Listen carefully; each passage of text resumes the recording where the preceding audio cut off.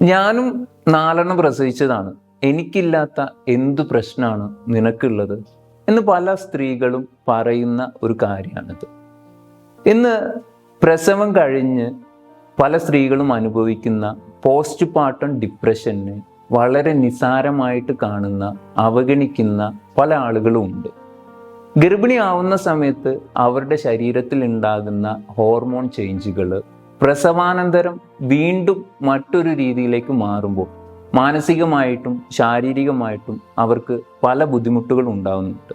പക്ഷേ ഇതിനെ നിസാരവൽക്കരിക്കുകയും വേണ്ട രീതിയിൽ പരിഗണിക്കാതിരിക്കുകയും ചെയ്യുന്ന സമയത്ത് ആ സ്ത്രീ അനുഭവിക്കുന്ന ബുദ്ധിമുട്ടുകൾ വളരെ വലുതാണ്.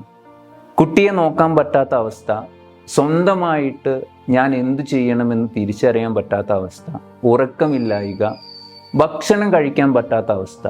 ഇതൊക്കെ മറ്റൊരാളോട് പറഞ്ഞാൽ ഞാനും പ്രസവിച്ചതാണ്, ആദ്യമായിട്ട് പ്രസവിക്കുന്ന ആളല്ലല്ലോ നീ എന്ന് പറഞ്ഞ് കുറ്റപ്പെടുത്തുമ്പോൾ ഇതെങ്ങനെയാണ് പരിഹരിക്കേണ്ടതെന്നും എങ്ങനെയാണ് ഇതിനൊരു സൊല്യൂഷൻ കാണേണ്ടതെന്നും ഇന്ന് പല സ്ത്രീകൾക്കും അറിയുന്നില്ല.